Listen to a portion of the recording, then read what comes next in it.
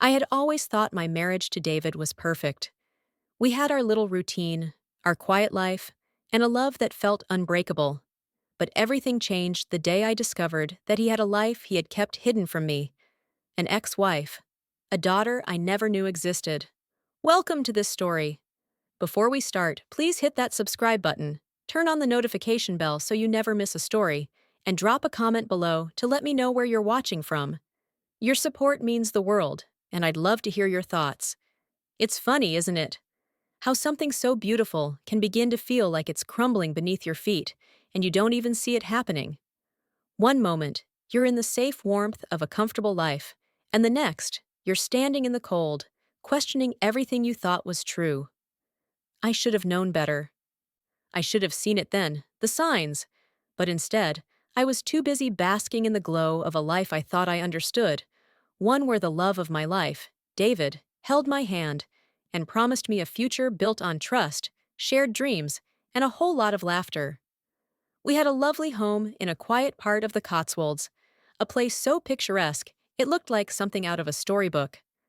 Whitewashed cottages lined the cobblestone streets, and the air always smelled faintly of wildflowers and freshly cut grass. We'd settled here after a few years of dating, deciding to escape the bustle of London for a simpler, more peaceful life. And we, had been happy. Or so I thought. Our house was a cozy little thing, 2 floors and a garden, where I could spend hours tending to my flowers, while David tinkered away with his old records in the living room. I remember the first time we bought it.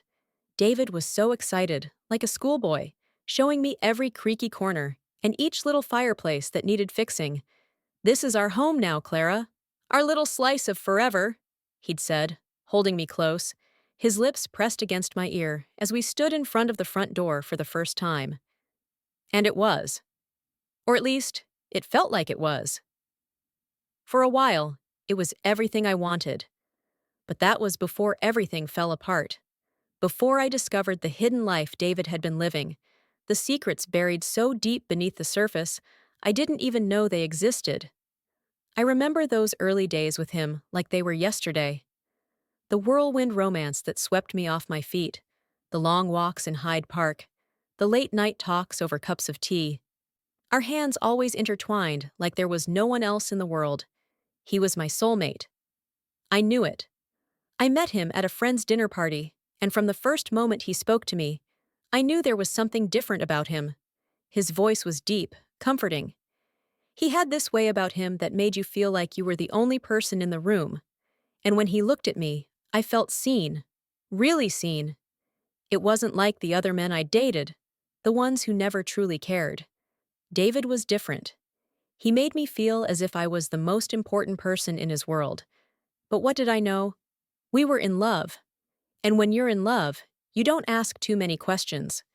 In the early years, we talked about everything, the future, our dreams, our plans for the house. I'd always wanted to have children, and David, he agreed. He said we'd have a little family. A dog, maybe a cat, maybe even a few chickens to start. He was a bit quirky like that, with his love of country living. I never pushed him to talk about his past, not at first.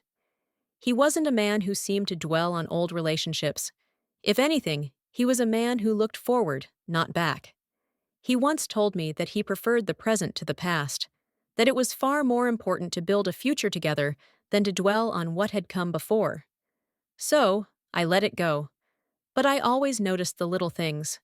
There were photos, old, faded ones of David, with a woman I didn't know. They were tucked away in the corner of a drawer in his study, behind some papers. At first, I assumed she was just a friend, but then I saw it. The tenderness between them. The way his hand rested on her waist as they stood together, laughing in the sunshine. The way her eyes looked at him, full of love. One evening, after a particularly long day at work, I asked David about her. He was sitting in the kitchen, making dinner, as he always did when I got home. The smell of garlic and rosemary filled the air, but my mind was elsewhere. "David, who's this?" I asked, pointing to the photograph on the counter. "I've never seen her before." He looked at the photo for a moment, his face falling slightly. "Just an old friend?" he replied quickly, shuffling it back into the drawer. "Nothing to worry about." But there was something in his tone, something that made me pause. The way he said, "nothing to worry about," felt too rehearsed. And when I looked at his eyes, there was a flicker of something hidden, that made me uneasy. Still, I let it go. I had no reason to doubt him, not really. He was my David, the man I'd chosen, the man who had promised me the world. So I tucked the question away, convinced it was nothing. But over time, the questions kept creeping in, like shadows in the corner of my mind. He was always vague when it came to his past. His first marriage, his divorce, was something he never mentioned unless I asked. And even then, his answers were always short, evasive. One night, while we were having drinks in the living room, I asked him about it again. I could feel the tension in the air, as if I were stepping into a minefield I didn't fully understand. "David, why don't you ever talk about her?" I said, trying to keep my voice casual, like it didn't matter, like I wasn't curious. "Your ex-wife, I mean. You've never really mentioned her, except in passing." David went still, his hand frozen mid-sip as he stared at me. For a moment, there was silence, heavy, suffocating. I could feel the heat rising in my chest, the sudden unease spreading like wildfire. "I've told you all you need to know, Clara," he said after a beat, his voice colder than usual. "It's a long story, one I don't care to revisit. I don't think you need to hear about her. She's a part of my past, and that's where she belongs." I was taken aback by the sharpness of his tone. "But why? Why don't you want to talk about it? I thought we were past all that, David." He set his glass down a little too forcefully. "Clara, you're pushing this too much. I'm telling you, it's over. It was over a long time ago." His eyes were suddenly dark, stormy, as if I'd crossed a line I shouldn't have. And that was the moment it hit me. The truth. The truth I'd been avoiding. The truth that I had been too blind to see. David wasn't being protective of me, as I had convinced myself all this time. He was hiding something that went deeper than I could understand. And for the first time, I felt a flicker of doubt. But I didn't push it further that night. I let it go. I convinced myself it didn't matter, that I was being unreasonable. It was just an old marriage, a past that didn't concern me. I was his future now, and that's what mattered. One Saturday morning, David told me about the family reunion. He was unusually cheerful, practically bouncing around the kitchen as he prepared breakfast. "You'll love it, Clara," he said, flipping over a pancake. "They're a good bunch, really. My mom, she's a bit old-fashioned, but you'll get along fine. It'll be good for you to meet everyone." At first, I was hesitant. I wasn't sure if I was ready to dive into that part of David's world, the one he never spoke much about, the world I knew so little of. But, as usual, he charmed me. The thought of finally meeting the people who'd shaped him into the man I had married seemed important, even necessary. So, I agreed. "I'm not great with big groups, you know," I said, stirring my tea. "I mean, what if they all just stare at me? I can be a bit awkward." David gave me a teasing smile, that boyish grin that made me weak in the knees. "You're perfect, Clara. No one's going to stare at you. Besides, they've all been asking about you for months now. It's about time they met you." It wasn't that I wasn't excited. I was. Nervous, yes, but also eager. I had this image of David's family being exactly what you'd expect. Affectionate, warm, a bit over the top in that we love each other so much way. It was the kind of family I imagined growing up in, with loud conversations at the dinner table and the smell of freshly baked pies filling the air. But as we drove out of the Cotswolds and toward his family's house in Oxford, I felt a strange weight in my chest. Something about David's nonchalance didn't sit right with me. We pulled up to the house around mid-afternoon. It was a big place, taller than the cottages around us, with ivy crawling up the sides and a long gravel driveway. David's mother, Margaret, opened the door the moment we arrived, enveloping me in a tight hug. She was pleasant, but there was something off about her too. She kept her distance, never quite meeting my gaze. "Clara, so lovely to finally meet you," she said, her smile a little too wide, like it was rehearsed. "David has told us so much about you." "Thank you, Margaret. It's wonderful to be here," I said, feeling my cheeks flush under her scrutiny. I forced a smile, but it didn't quite feel natural. David's father, Charles, was less forthcoming. He shook my hand stiffly and gave a curt, "Nice to meet you," before retreating into the house. There was an odd tension in the air, one that I couldn't quite place. His family was polite but distant, like they were keeping a part of themselves locked away. The first few minutes were spent exchanging pleasantries, but I couldn't shake the feeling that I wasn't being entirely welcomed into the fold. As we made our way into the living room, I noticed a few familiar faces. David had a younger brother, Thomas, who was a bit more approachable than the rest. He seemed genuinely happy to meet me, offering a hand with a warm smile. But there was something about his eyes, something guarded, like he was watching me, waiting for me to say something wrong. I didn't know whether to attribute it to the way I was feeling, or if it was something deeper. "Clara, you look just like David described you," Thomas said, his smile strained. "How long have you two been married?" Just under 2 years," I replied, my voice a little too high-pitched for my liking. I felt like a deer in headlights, trying my best to make small talk, but failing miserably. "That's nice," Thomas said, but there was an odd pause before he continued. "It must be nice having a fresh start, eh?" Before I could respond, David's Aunt Helen, who was standing nearby, chimed in. "It's always so lovely to see families sticking together, isn't it? David's always been the responsible one, after all." Her tone was sweet, but her words hung in the air like a hint of something darker, something unspoken.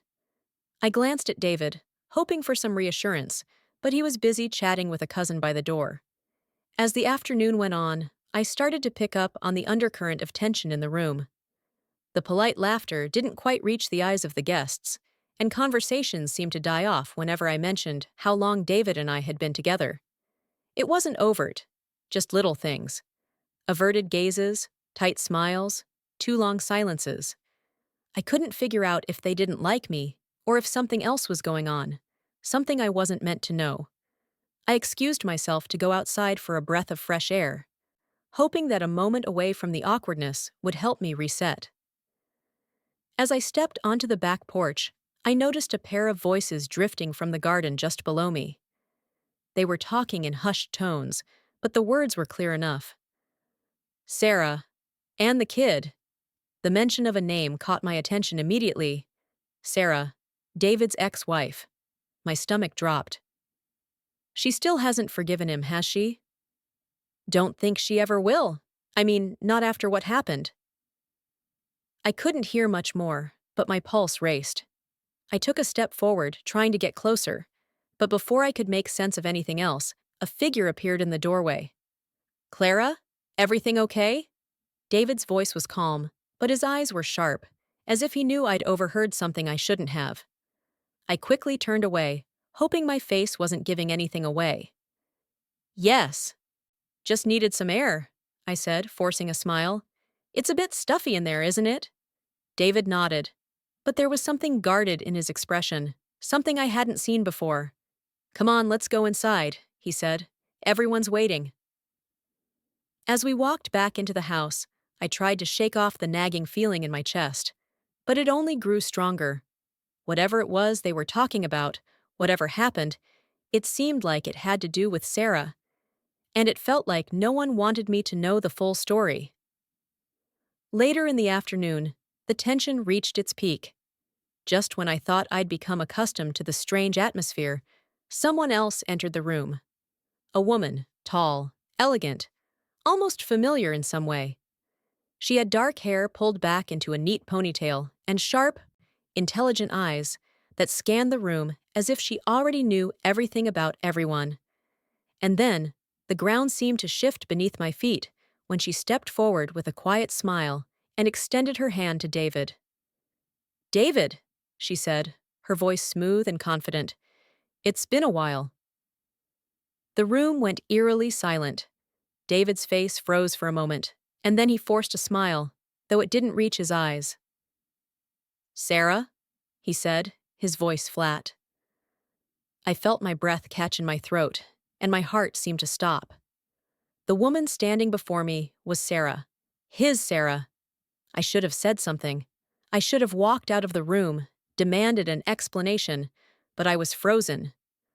The woman looked at me, no, through me, as if this moment had been predestined, and when her eyes met mine, I saw a flicker of recognition, something in her gaze that made me feel like she knew exactly who I was, exactly who I wasn't. Clara, I presume? Sarah's voice was polite, but there was an edge to it. It's lovely to meet you. I've heard so much about you. I was aware of every single person in the room staring at me. I could feel their eyes on me, watching for my reaction, waiting for me to do something, anything.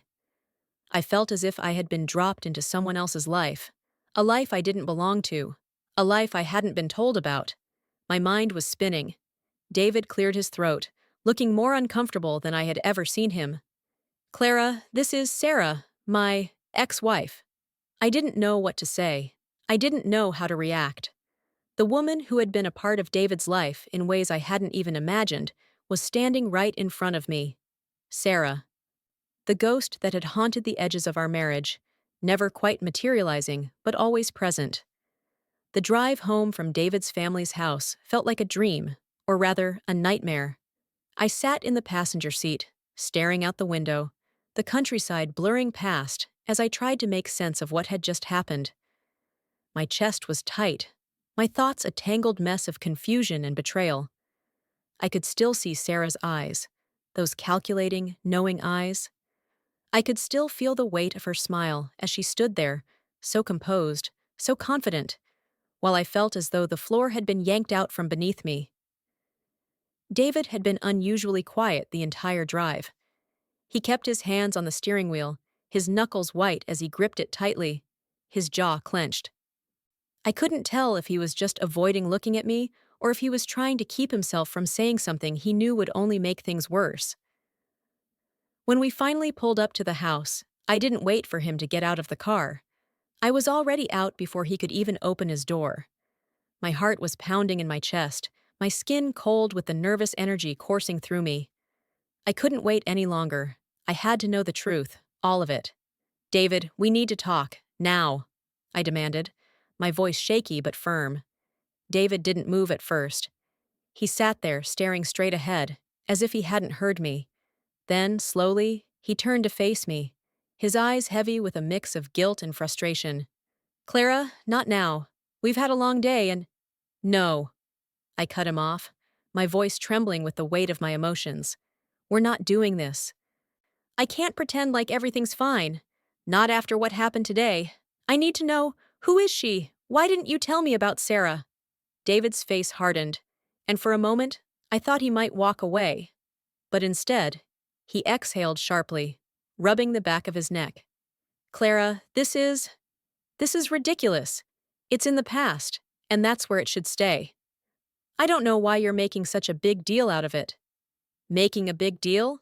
David, I met her today, your ex-wife, and you never once mentioned her to me, not once. Do you know how that makes me feel? Like I've been living a lie. My words came out in a rush, my chest tightening with every syllable. I don't care if it's in the past. I want the truth, all of it. David stood there, his back straight, his eyes darting away from mine. I could see him struggling, like he was deciding whether to tell me or to brush me off again. My heart was hammering in my chest, and I didn't know how much longer I could keep this up. I don't want to talk about it, he said finally, his voice low, as though the very thought of discussing his past was too painful for him to bear. It's not important, Clara. It doesn't change anything between us. I shook my head, my anger rising. It does change everything, David. I've been married to you for over a year, and I had no idea you were married before. You had a whole life before me, a family, and I didn't know anything about it. David closed his eyes for a moment, as if the weight of my words were too much to bear. When he opened them again, his face was a mixture of sadness and frustration, and I knew he wasn't going to get away with dismissing this any longer. Clara, he began, his voice softer now, but there was an edge to it. It wasn't something I wanted to bring up. You wouldn't understand. I didn't want you to have to deal with it. I crossed my arms tightly over my chest, trying to control the storm of emotions swirling inside me. Then make me understand, David. Why didn't you tell me? I need to know. David ran a hand through his hair, his lips tight. He took a deep breath, then turned his back on me and walked a few steps toward the kitchen. Fine, he said, his voice barely above a whisper. You want the truth? I'll give you the truth. I followed him, my heart racing, every part of me wanting to run but forcing myself to stay. I had to know. I was married to Sarah for 5 years, he said, his back still turned to me. His words were slow, deliberate, and as they hit the air, I felt a chill settle in the pit of my stomach. We had a child together, a little girl. A little girl. I felt as though the ground had shifted beneath me, leaving me unbalanced. A daughter? I repeated, my voice trembling. Why didn't you tell me about her, David? Why didn't you tell me any of this? David turned around to face me, his face twisted in anguish. Because, Clara, he said, his voice cracking slightly, it wasn't just a divorce. It was messy, and I didn't want you to have to go through that. I didn't want you to see me the way she saw me. I didn't want you to know how much I failed as a father. His words hit me like a physical blow, and I felt my breath catch in my throat. What do you mean, failed as a father? I whispered, afraid to hear the answer, but needing to know. David's shoulders slumped, and he looked at the floor, unable to meet my gaze. Sarah and we didn't work out. We couldn't make it work. And when she left, she took our daughter with her. I wasn't allowed to see her, not for a long time. It tore me apart, Clara. I couldn't face it. I couldn't face the fact that I'd lost my family, that I wasn't the man I thought I was. So I buried it. I buried it all. His words hung in the air, thick with the weight of his confession. I felt a rush of emotions flood through me. Anger, confusion, heartbreak. I could see it now. The broken man standing before me. The man who had buried his past so deeply. Even I couldn't see it. But why, David? I asked, my voice shaking now. Why keep it from me? If you loved me, why hide something so important? Don't you think I deserved to know? David's eyes flicked up to mine, and for the first time, I saw the raw pain in them, the guilt that had been eating him alive. I didn't want to hurt you, Clara. I didn't want to burden you with the pain of my past. I thought I could start fresh with you, that we could have a new life, and I didn't want anything from my old life to spoil it. I felt tears prick at the corner of my eyes, and I quickly wiped them away. But you lied to me. You lied about everything. I've been living in a house built on lies, David. I've been living with someone who's been hiding the truth from me every single day. I don't know who you are anymore. David took a step toward me, his voice pleading now. Clara, please. I didn't mean for it to be like this. I didn't mean to hurt you. I thought if I kept it all buried, it would stay buried. But now you know, and I don't know what to do. I took a step back, my heart aching. I don't know what to do either, I whispered, my voice breaking. I don't know if I can forgive you for this. The room felt smaller now, the walls closing in around me as I took in the man before me. The man I thought I knew. The man who had kept his past hidden from me for so long. I turned away from him, my heart heavy, my mind racing. Everything had changed, and I didn't know where to go from here. My mind kept racing all through the night, each thought spiraling into the next, until everything felt like a tangled mess of confusion, pain, and betrayal. David's words echoed in my head, haunting me. I didn't want to burden you. Burden me? I didn't sleep that night. I couldn't. No, it wasn't about burdening me. It was about keeping me in the dark. It was about hiding pieces of his life that were far too important to keep hidden, pieces I had a right to know about, pieces that had always been there, right under my nose, and I had let him keep them from me. The next morning, I woke up feeling like a stranger in my own home. The place that had once felt like a sanctuary now felt like a prison, the walls closing in around me with every passing second. David was still in bed, his back to me, his breathing slow and even. I couldn't remember the last time I'd felt this detached from him, this far away. I didn't even want to talk to him. Not yet. Not until I had answers. I started in the kitchen, pacing back and forth, staring at the teacup in front of me. But tea couldn't fix this. No, this wasn't something that could be fixed with a cup of chamomile and some well-meaning words. I needed to know the truth. All of it. And the only way to get there was to start digging. David's study was the logical first step. It was his private space, the one place he would go when he wanted to be alone, the one place I'd never felt comfortable intruding. But now, everything felt different. This wasn't about privacy anymore. This was about finding answers. I walked slowly to the study, my heart pounding in my chest, as if I knew what I was about to uncover would shatter everything I thought I knew. The door creaked open, and I stepped inside, the familiar scent of old books and dust hitting me. The room looked the same as it always had. Bookshelves lined with hardcovers, a leather chair in the corner, a desk cluttered with papers and files. But now it felt cold, foreign. I scanned the room, my eyes landing on the desk. I didn't know where to begin, but then, as I moved past the desk, I noticed something. A drawer hidden beneath a stack of papers, half open, as if it had been forgotten. Without thinking, I pulled it open. Inside was a small collection of old photographs, yellowed with age, their edges curled. I pulled them out carefully, my hands trembling slightly as I sifted through them. There was David, younger. Still the same handsome man, but somehow different.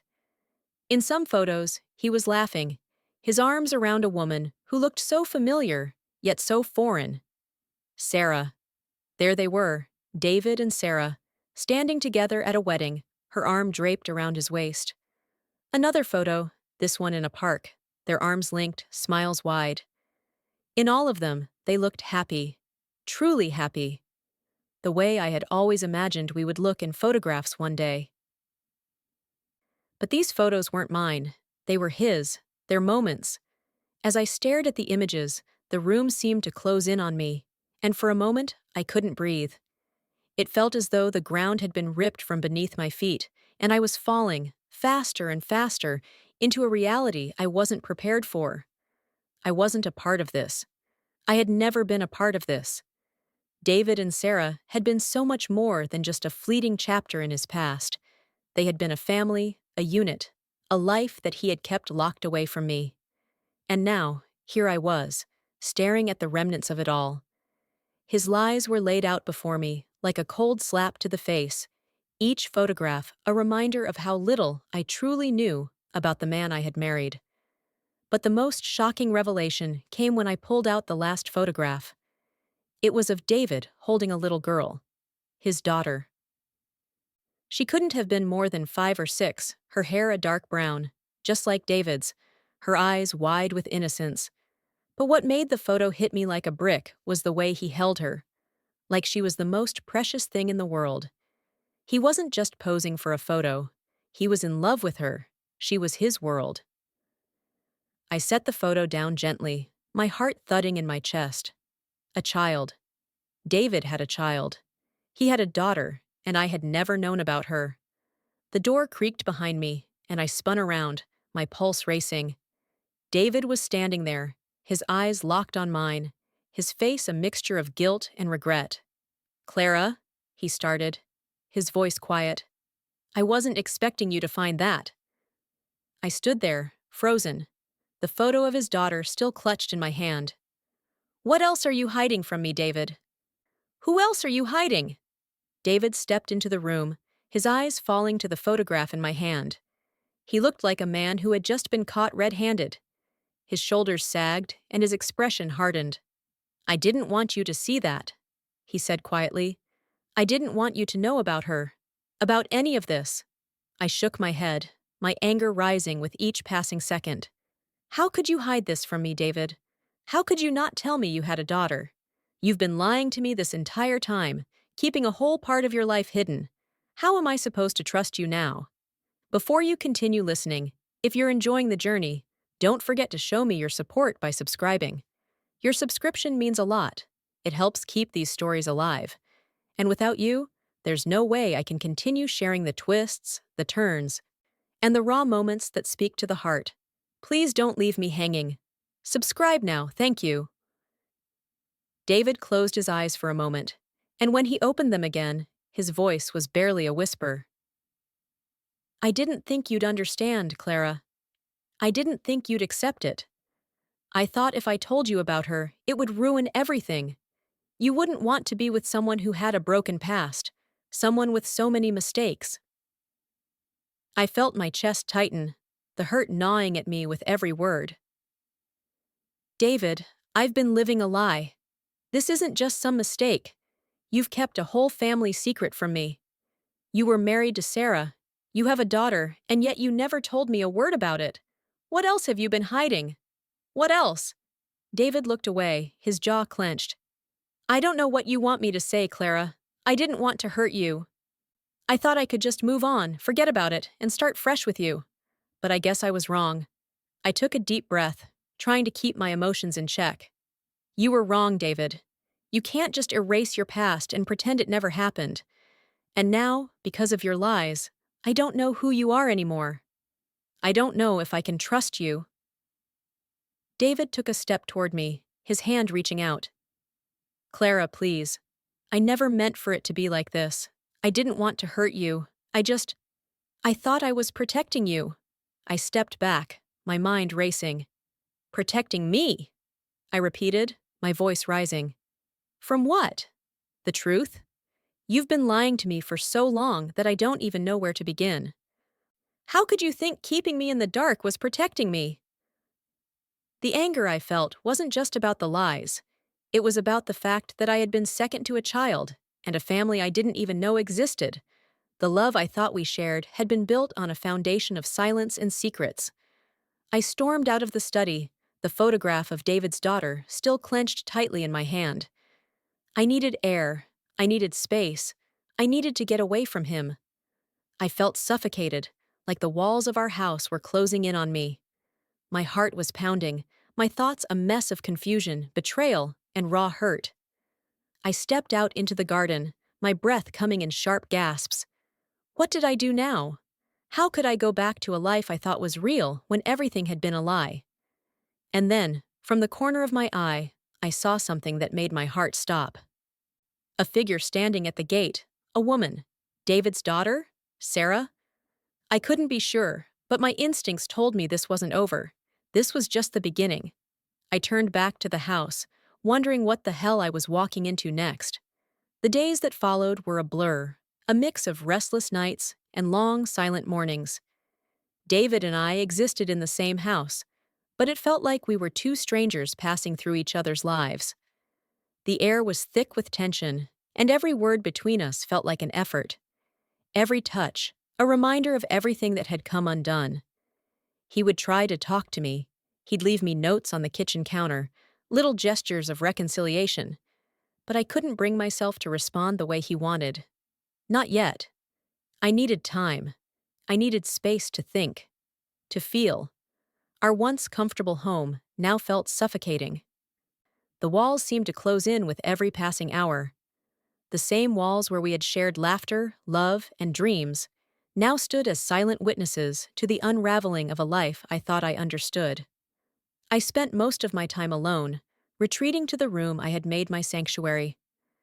I would sit on the edge of the bed, staring out the window, watching the seasons change as if my world could still carry on as usual. But it couldn't. My reality had shifted.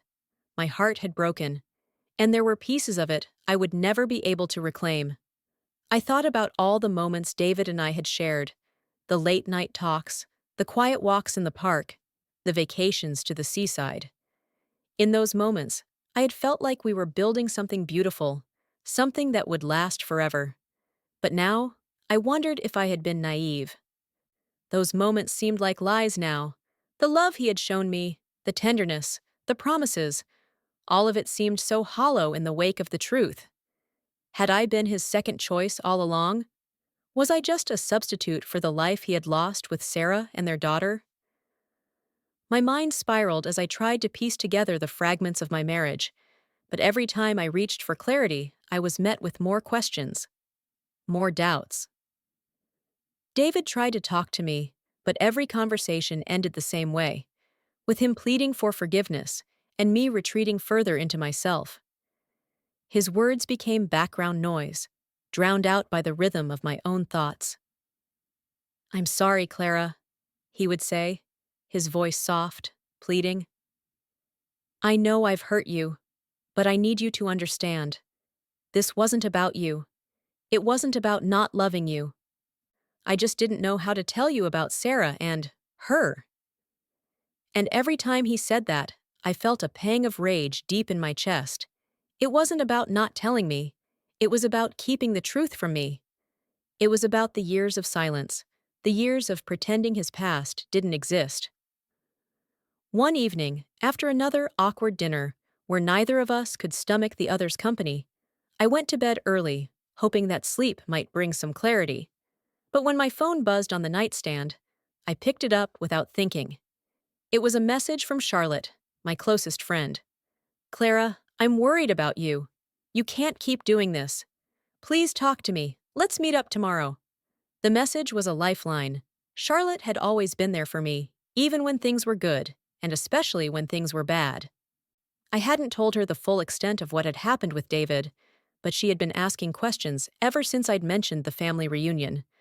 Maybe, just maybe, talking to her would help me sort through this mess.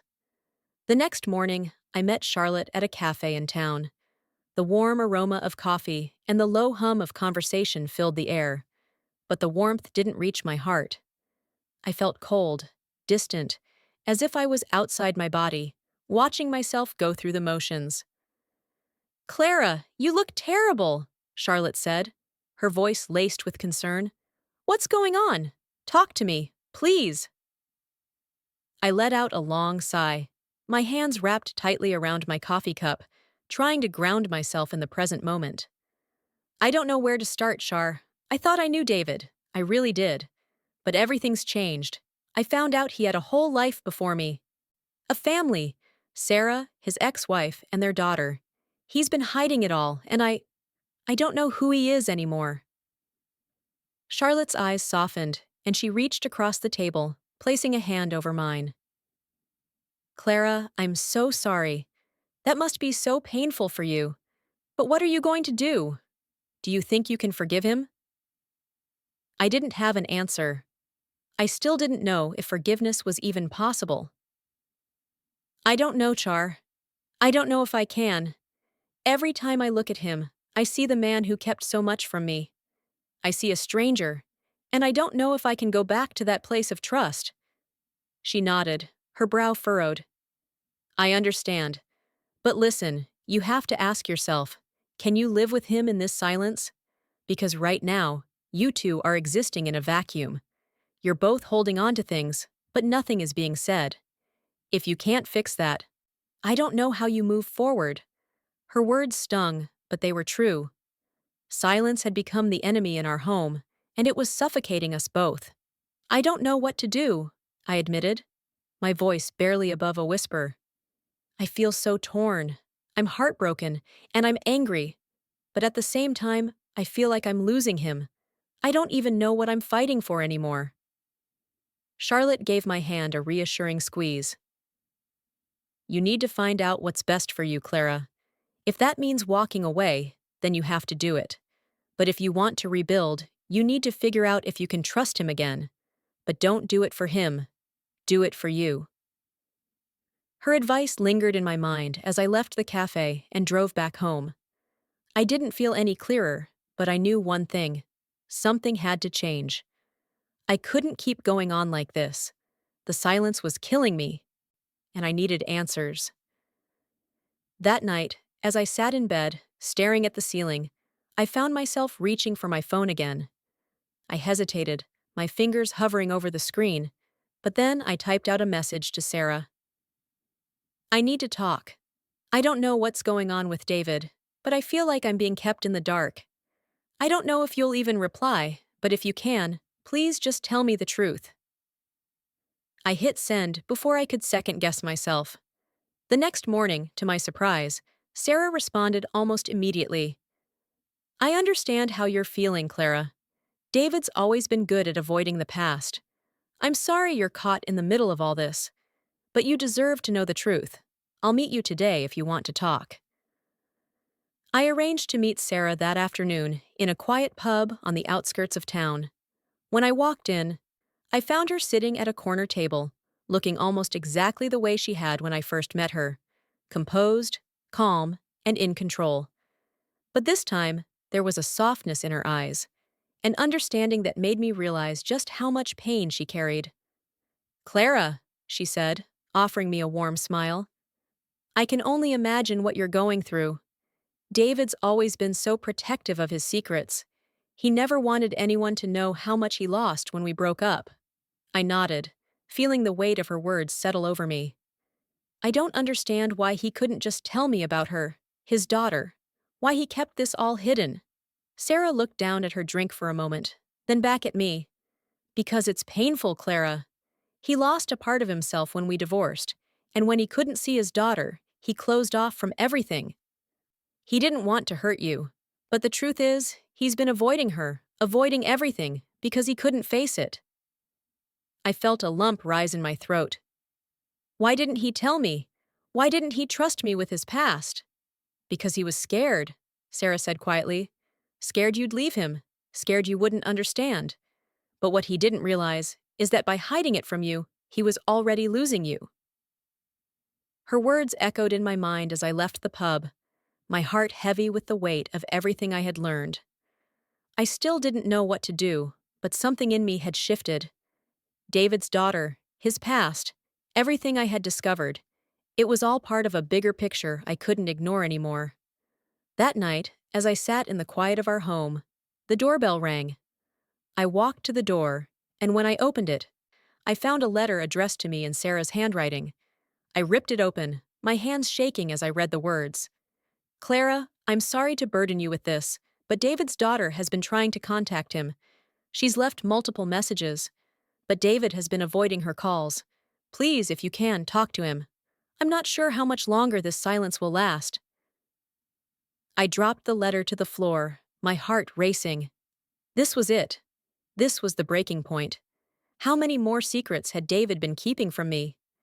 And now, there was a daughter trying to reach him, and he couldn't even bring himself to answer her? I stood there in the hallway, the weight of the letter pressing down on me, and I realized something. This wasn't just about Sarah or David's past. This was about me. And I had to decide whether I was willing to keep fighting for a man who couldn't even face his own child, or whether I needed to walk away from the whole thing. And deep down, I knew, whatever I chose, nothing would ever be the same again. The house was eerily quiet when I walked downstairs the next morning. The remnants of the night before, the words, the revelations, hung like a thick fog around me. I felt like I was moving through a dream, every step measured and uncertain. I couldn't escape the truth anymore. Not with Sarah's letter still burning a hole in my mind. Not with David's silence looming over our marriage like a specter. David hadn't tried to approach me after I read the letter. For the first time, the house felt like a battlefield, and I was losing. I found him sitting in the living room, the sunlight streaming through the curtains, casting long shadows across the floor. He looked smaller somehow, diminished. His hands were folded tightly in his lap, his face drawn and pale, as though he hadn't slept at all. He looked up as I entered, his eyes soft, but there was no hiding the anxiety written across his features. Clara, he said quietly, his voice cracking slightly. We need to talk. I nodded, my throat tight. I didn't want to talk. I didn't want to sit here with him, listening to more of his excuses. But I had to. I had to hear it from him, One final time. I sat down across from him, my body tense, my hands folded in my lap. The air between us was charged with everything unsaid, all the things that had festered in the silence since the confrontation, the things that still haunted me. "I'm listening," I said, my voice calm but cold. David took a deep breath, his eyes shifting away from mine for a moment before he spoke. "I know I've failed you, Clara. I know I've hurt you more than I ever thought I could. And I know I don't deserve your forgiveness. But please, just let me explain. I owe you that much." I didn't respond right away. What was there to say? He had broken me. The truth. The betrayal. It was all too much.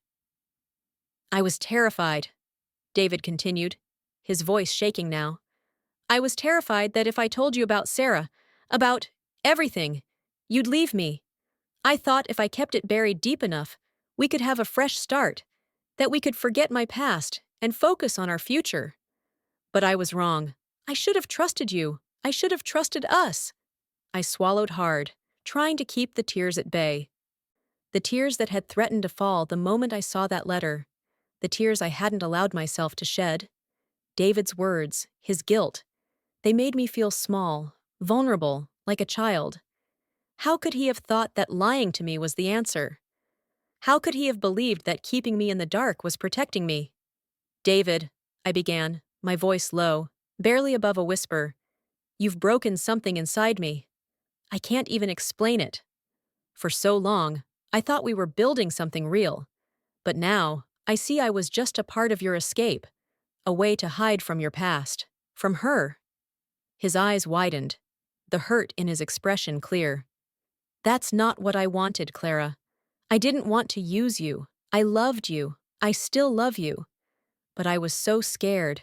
Scared that my mistakes would push you away, that you wouldn't understand. That I'd lose everything." I could feel the weight of his words, but they weren't enough.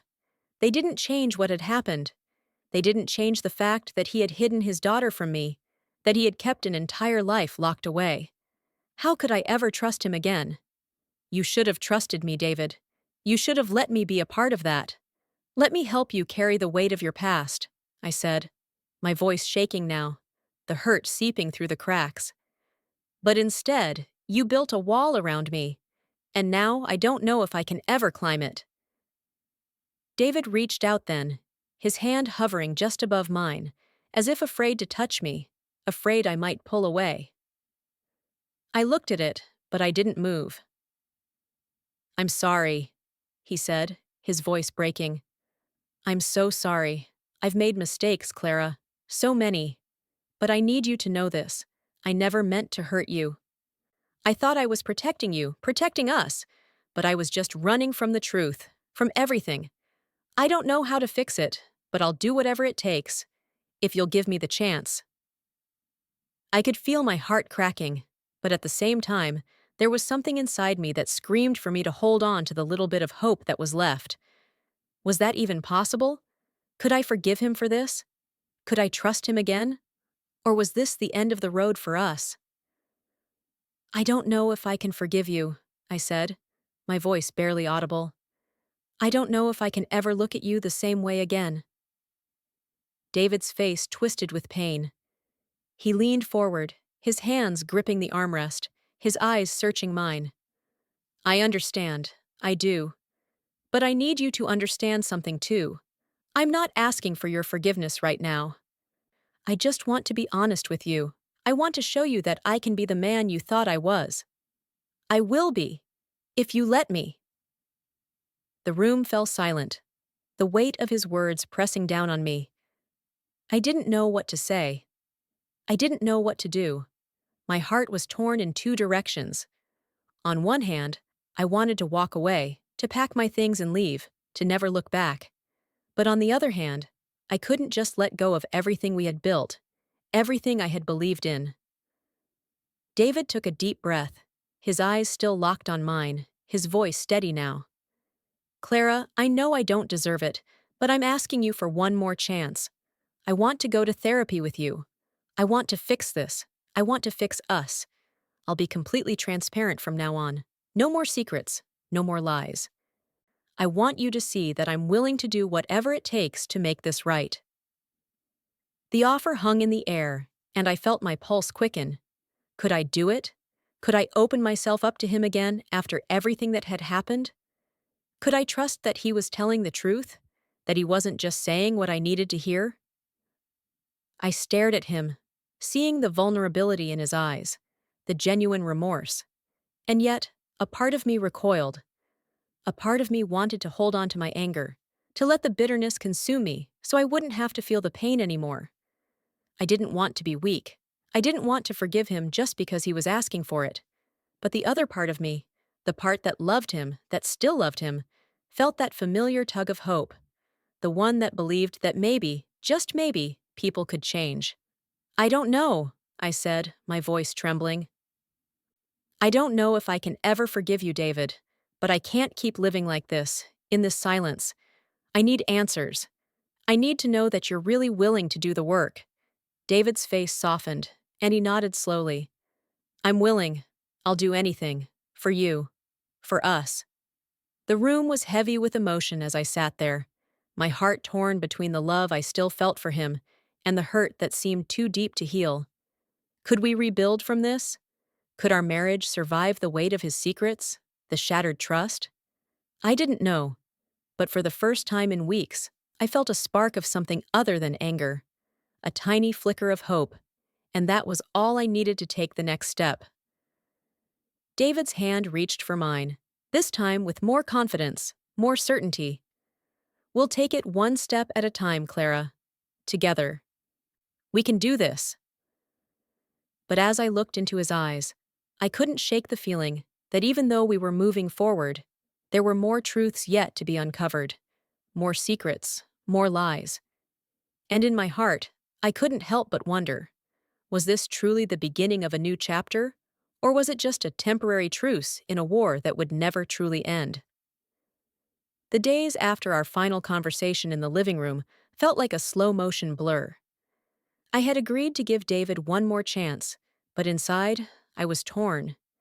Every part of me screamed to walk away, to pack my things, and leave behind a man who had betrayed my trust in ways I couldn't even fully comprehend.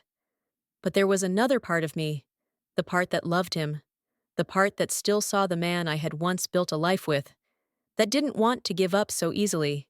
I spent days in silence, my mind caught in a loop of conflicting thoughts. Some days, the anger was all-consuming, a bitter taste I couldn't shake. Other days, a faint hope would flicker, telling me that maybe, just maybe, this could work. But it was never simple.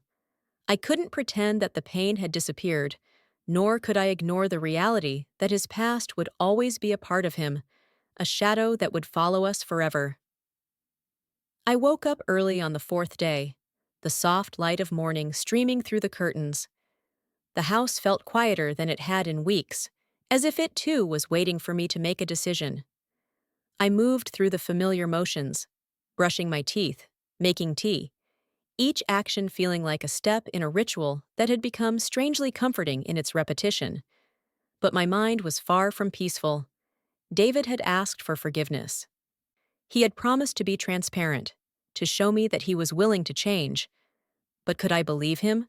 Could I trust him again after everything? Was I just holding on to a fleeting hope that things could go back to the way they were? The truth was, I didn't know. I didn't know if I could forgive him, but I also didn't know if I could live without him. I found myself sitting at the kitchen table, the cold ceramic of my tea mug pressed against my lips, staring out the window. The world outside was the same as it had always been, people walking their dogs, the distant hum of cars, the birds singing in the trees. It all felt so normal, but inside, I was anything but normal. My world had been turned upside down, and now I had to find a way to right it, even if the pieces no longer fit perfectly. When David came downstairs, he moved silently, his footsteps tentative. He was trying, I could tell, trying to be patient, to give me the space I needed. But I could see it in his eyes. He was on edge. He was waiting for me to make a choice, to tell him what would happen next. "Morning," he said softly, his voice carrying a quiet desperation I hadn't heard before. He didn't sit down right away, just hovered near the doorway, as if afraid to get too close. His hands were fidgeting with the hem of his shirt, and for the first time, I saw him not as my husband, but as a man who was scared. Scared of losing me. Scared of losing everything. "Morning," I replied, my voice steady, though I could feel the weight of the decision hanging between us. I didn't know how to start. Where did I even begin with everything that had happened? How did I put into words the hurt I felt, the confusion, the betrayal, and the fear that I might never be able to trust him again? David sat down across from me, his eyes searching mine, and for a moment, we both just looked at each other. The silence was thick with unspoken words. "I've been thinking about everything," I said, breaking the stillness. "About you, about us, about everything that's happened." My heart was pounding in my chest. The words felt heavy, like stones in my mouth. "And I've come to a decision." David held his breath, as if he knew this moment could change everything. "I can't forget what you've done," I said, my voice trembling slightly. "I can't pretend that the last few weeks didn't happen. The lies, the secrets, the fact that you kept an entire part of your life hidden from me. I can't just erase that. But I also know that I'm not the same person I was when we first met. I'm stronger now, and I've learned that I can't just forgive and forget. But I also know that I'm not ready to walk away, not yet." David's expression softened, and he reached out, his hand resting gently on mine. I flinched at first, but then I let it sit there, unsure of what it meant, but knowing I didn't want him to pull away. "Not yet." "I'll do whatever it takes, Clara," he said, his voice earnest, filled with an urgency that made my heart ache. "I know I've hurt you, and I know I can't take back the past, but I want to fix this. I want to make it right." I looked down at our hands, my fingers trembling slightly as I held his. I thought about everything we had shared, our first date, the first time he kissed me, the way we'd built a life together. It all seemed so far away now, as if it belonged to someone else, but the love we'd had was real. I couldn't deny that. And for all the pain, for all the broken trust, I wasn't sure I was ready to let it go. "I don't know if I can ever trust you the way I did before, David," I said quietly, "but I'm willing to try. For us.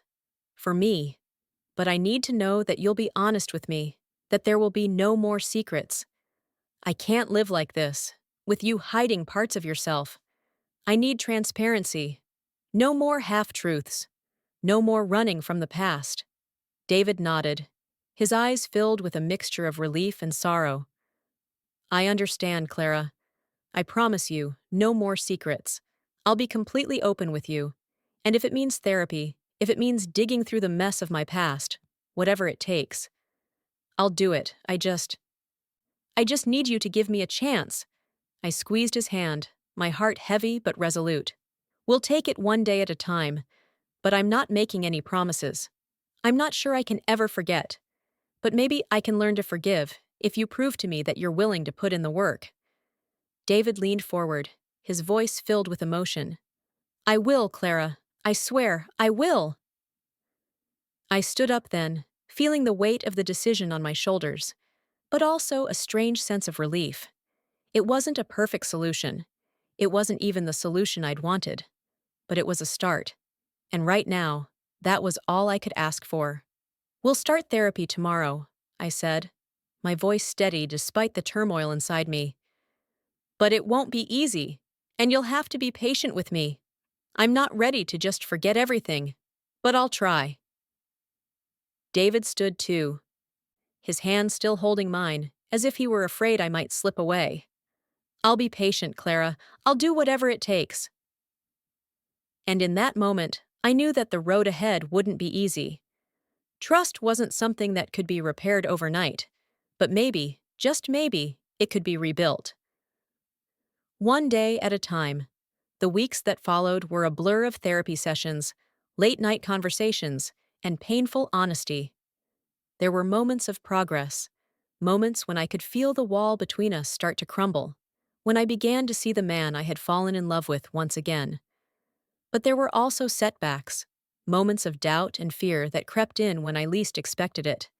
And yet, through it all, I knew one thing for certain. David was trying. He was working harder than I had ever seen him work before, and maybe that was enough for now.